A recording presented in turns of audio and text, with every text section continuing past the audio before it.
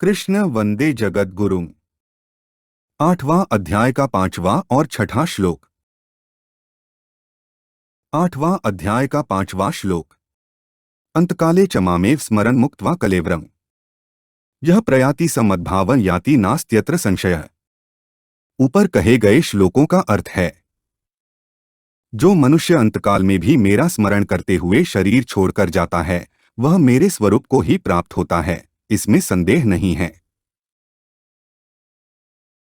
अंतकाले च मामेव याति नास्त्यत्र संशयः का अर्थ है, अंतकाल में भी मेरा स्मरण करते हुए जो शरीर छोड़कर जाता है, इसका तात्पर्य हुआ कि इस मनुष्य को जीवन में साधन भजन करके अपना उद्धार करने का अवसर दिया था, पर इसने कुछ किया ही नहीं।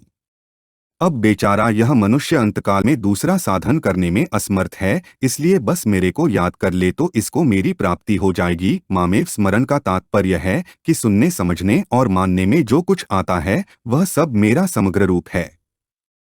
अतः जो उसको मेरा ही स्वरूप मानेगा उसको अंतकाल में भी मेरा ही चिंतन होगा, अर्थात उसने जब सब कुछ मेरा ही स्वरूप मान लिया तो अंतकाल में उसको जो कुछ याद आएगा वह मेरा ही स्वरूप होगा, इसलिए वह स्मरण मेरा ही होगा। मेरा स्मरण होने से उसको मेरी ही प्राप्ति होगी। मद्भावम कहने का तात्पर्य है कि साधक ने मेरे को जिस किसी भिन्न अथवा अभिन्न भाव से अर्थात सगुण निर्गुण साकार निराकार द्विभुज चतुर्भुज तथा नाम लीला धाम रूप आदि से स्वीकार किया है, मेरी उपासना की है, अंतस्मय के स्मरण के अनुसार वह मेरे उसी भाव को प्राप्त होता है। जो भगवान की उपासना करते हैं वे तो अंतस्मय में उपास्य का स्मरण होने से उसी उपास्य को अर्थात भगवत भाव को प्राप्त होते हैं, परंतु जो उपासना नहीं करते उनको भी अंतस्मय में किसी कारणवशात भगवान के किसी नाम रूप लीलाधाम आदि का स्मरण हो जाए तो वे भी उन उपासकों की तरह उसी भगवत भाव को प्राप्त हो जाते हैं। तात्पर्य है कि जिसको अंत में भगवान याद आ जाते हैं उसकी भी उपासकों की तरह गति होती है, अर्थात भगवान की प्राप्ति होती है। 8वां अध्याय का 6ठा श्लोक। यन्य वापि स्मरन् भावं त्यजत्यन्ते कलेवरम्। तमे वैति कौन्तेय सदा तद्भाव भावितः। ऊपर कहे गए श्लोकों का अर्थ है, हे कुंती पुत्र अर्जुन, मनुष्य अंतकाल में जिस जिस भी भाव का स्मरण करते हुए शरीर छोड़ता है वह उस अंतकाल के भाव से सदा भावित होता हुआ उसको ही प्राप्त होता है, अर्थात उस योनि में ही चला जाता है। यह वापि स्मरन् भावं सदा तद्भाव भावितः का अर्थ है, भगवान ने इस नियम में दया से भरी हुई एक विलक्षण बात बताई है कि अंतिम चिंतन के अनुसार मनुष्य को उस योनि की प्राप्ति होती है। जब यह नियम है तो मेरी स्मृति से मेरी प्राप्ति होगी ही। परम दयालु भगवान ने अपने लिए अलग कोई विशेष नियम नहीं बताया है, प्रत्युत सामान्य नियम में ही अपने को शामिल कर दिया है। भगवान की दया की यह कितनी विलक्षणता है कि जितने मूल्य में कुत्ते की योनि मिले उतने ही मूल्य में भगवान मिल जाएं। सदा तद्भाव भावितः का तात्पर्य है कि अंतकाल में जिस भाव का जिस किसी का चिंतन होता है, शरीर छोड़ने के बाद वह जीव जब तक दूसरा शरीर धारण नहीं कर लेता तब तक वह उसी भाव से भावित रहता है, अर्थात अंतकाल का चिंतन स्मरण वैसा ही स्थायी बना रहता है। अंतकाल के उस चिंतन के अनुसार ही उसका मानसिक शरीर बनता है और मानसिक शरीर के अनुसार ही वह दूसरा शरीर धारण करता है।